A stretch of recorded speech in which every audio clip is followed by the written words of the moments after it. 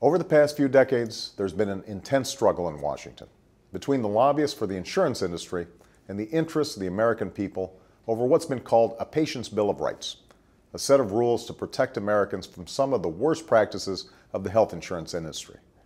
Rules to ensure that all Americans are getting the care they need from their doctors and the care they deserve from their insurance companies. The last time a Patient's Bill of Rights was within reach was roughly a decade ago, and it was supported by Democrats and Republicans alike, from Ted Kennedy to John McCain. It included the right to an appeals process so you could challenge an unfair decision by an insurance company before a third party. It included the right to choose your own doctor. It included the right to access information about what your health insurance plan means for you. And it called for a new level of transparency so that patients would know if their doctor had a conflict of interest when providing services. Now, this Patient's Bill of Rights never made it into law. It fell victim, again and again, to the same special interest lobbying that has blocked passage of health insurance reform for so many decades.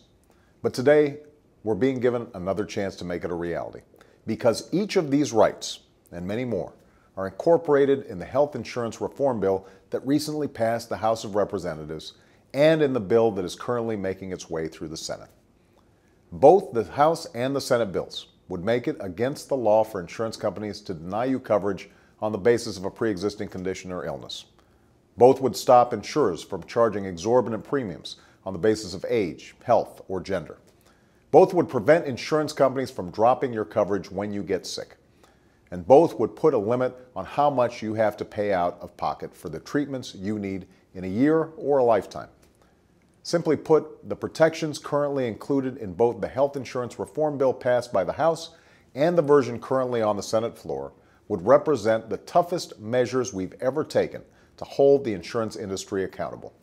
Anyone who says otherwise simply hasn't read the bills. Just open these proposals at random, and you'll find on almost any page patient protections that dwarf any of those passed by Congress in at least a decade. These protections are just one part of a landmark reform that will finally reduce the cost of health care. When it becomes law, families will save on their premiums. Small businesses and Americans who don't get any insurance today through their employers will no longer be forced to pay punishingly high rates to get coverage.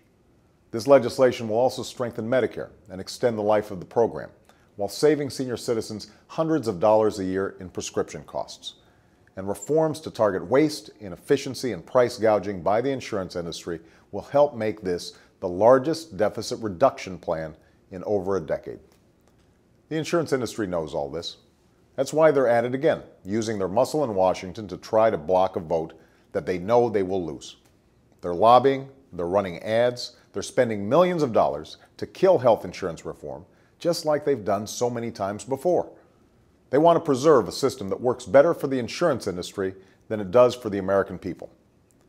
But now, for the first time, there is a clear majority in the Senate that's willing to stand up to the insurance lobby and embrace lasting health insurance reforms that have eluded us for generations.